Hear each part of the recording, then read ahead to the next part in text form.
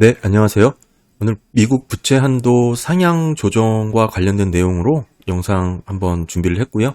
사실 예전에 만든 영상이 기본이니까 그 영상을 제가 더보기에 링크를 걸어둘 테니까요. 그거 먼저 보시는 게 미국 부채 한도 노이즈를 대비할 수 있는 메인 영상이 될 것 같고, 오늘은 추가적인 내용이라고 좀 보시면 좋을 것 같습니다. 부채 한도 협상 관련돼서는 매번 반복돼 왔던 내용들이라 큰 이슈가 없긴 한데, 이게 사실 정치인들끼리 협상을 통해서 해결해야 되는 정치적인 문제이기 때문에 상당히 그로 인한 노이즈가 많이 발생을 하죠.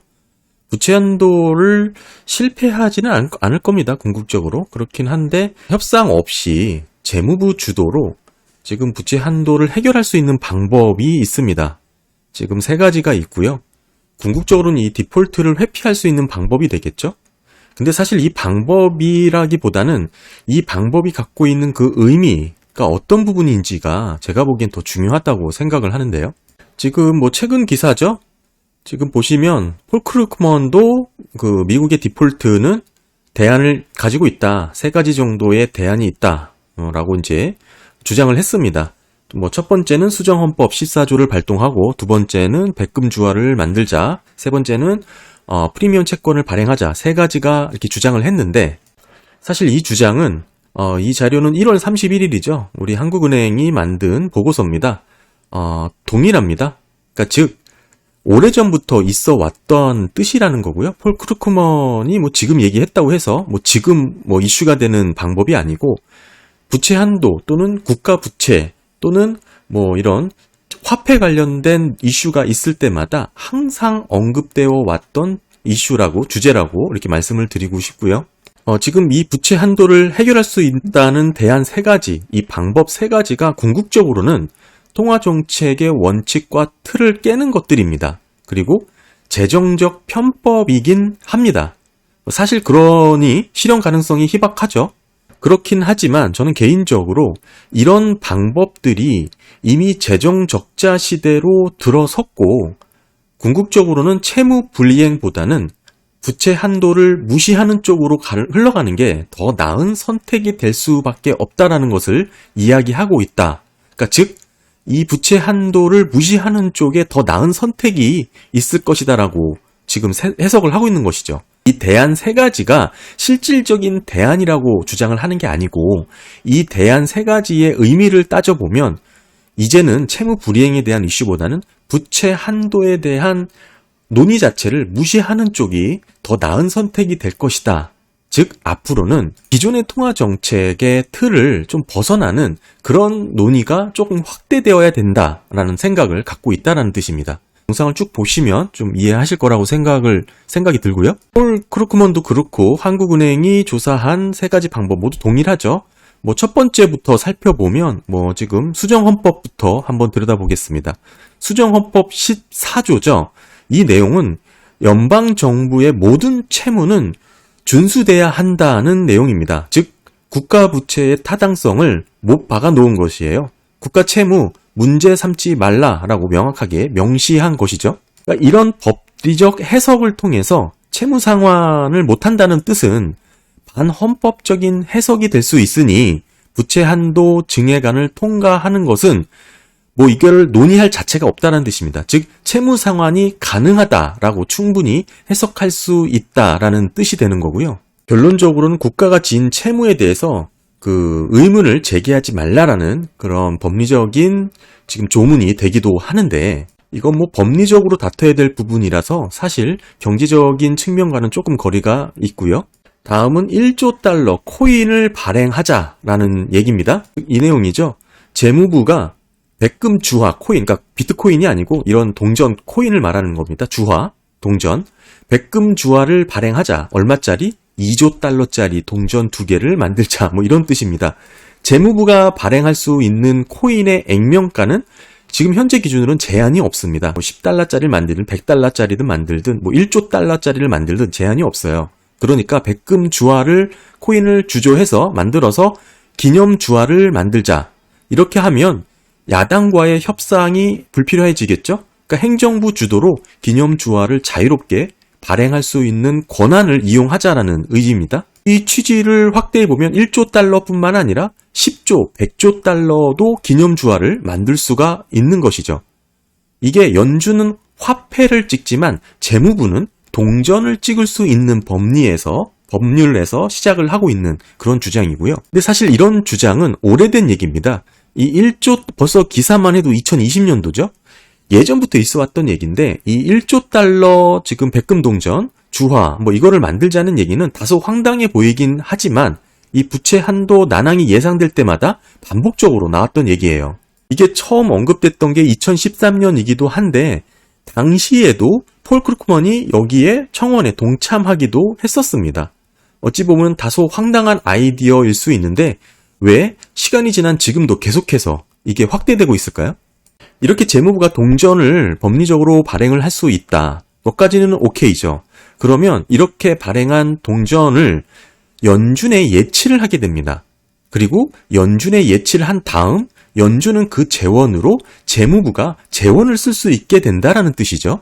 즉, 이 프로세스가 이 동전을 재무부가 발행을 해서 이 동전을 연준한테 넘기는 겁니다. 이 동전이 2조 달러짜리야 하고 연준한테 준다는 뜻이죠. 그럼 연준은 이게 2조 달러니까 그냥 돈을 찍어줄게 라고 되는 그런 얘기입니다. 그러니까 연준의 예치 후 인출을 해서 재원에 쓰겠다라는 것인데, 이 논리는 사실상 미국이 재무부가 연준 이외의 대체 방법을 통해서 돈을 빌릴 수 있다라는 얘기가 되는 것이고, 직접적으로는 국가 부채의 화폐화 논란이 불거질 수가 있는 겁니다. 예전 영상에도 언급했었죠. 국가 부채의 화폐화. 사실 이 이야기는 정부가 직접 부채를 발행한다는 차원에서의 이제 이야기고요. 국가 부채의 화폐화 논란으로 확대되는 것이고, 이게 좀 더 나가다 보면은 현대통화 이론이죠. MMT로 또 이어지기도 합니다.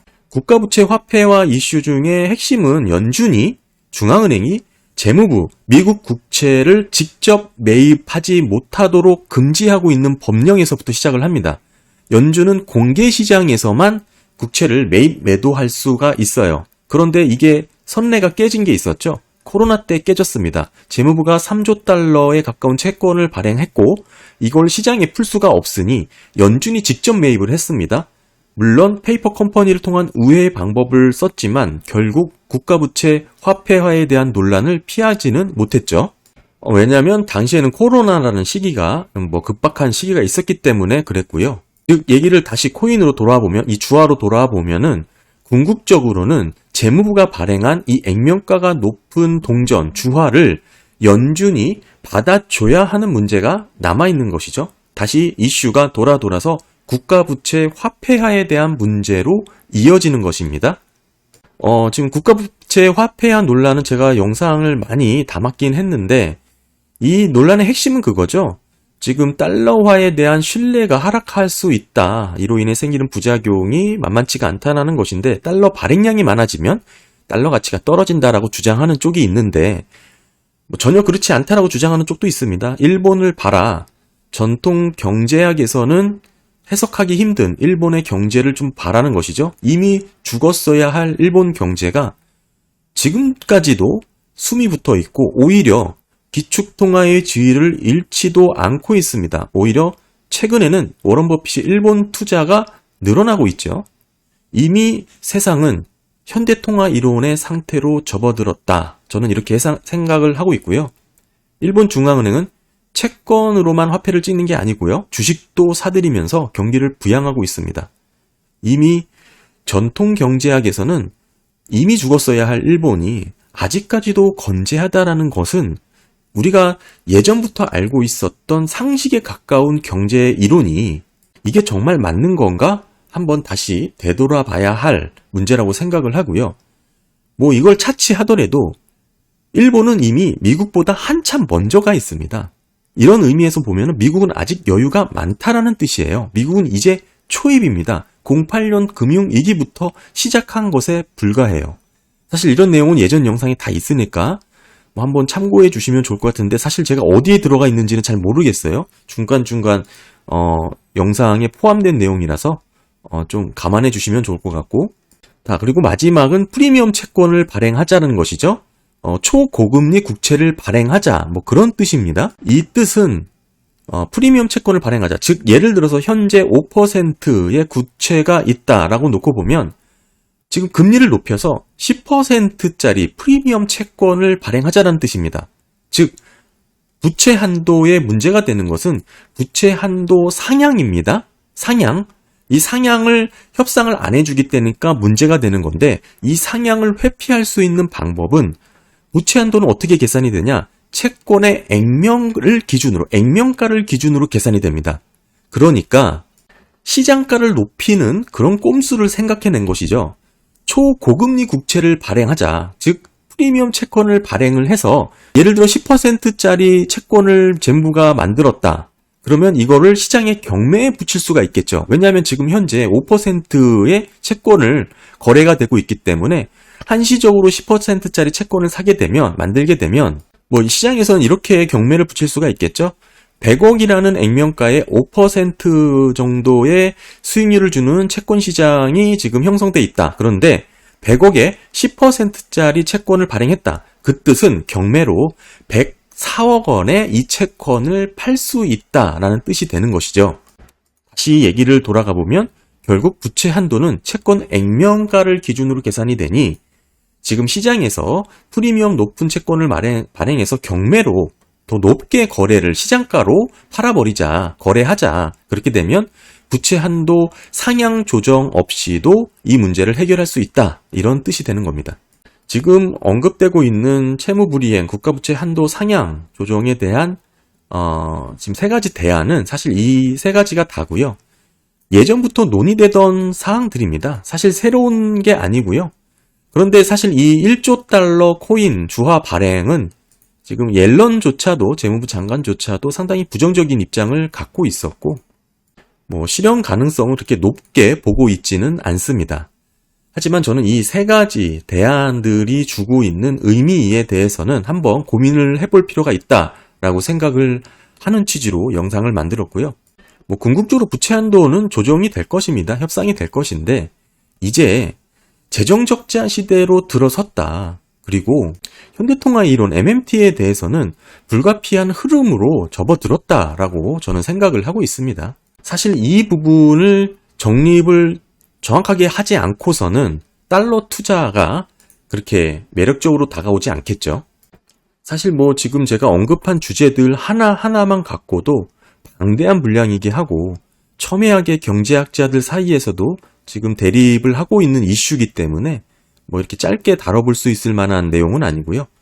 사실 예전 영상에도 다 조금씩 포함을 하고 있기 때문에 그거 좀 보시면 좋을 것 같습니다. 오늘은 부채 한도 상향 관련된 그 회피 방법들 세 가지 어떤 게 있는지 한번 알고 계시면 매년 반복되는 부채 한도 협상 관련해서 다양한 정보들이 쏟아질 때 충분히 이해를 하실 수 있을 만한 부분으로 좀 정리를 해봤습니다.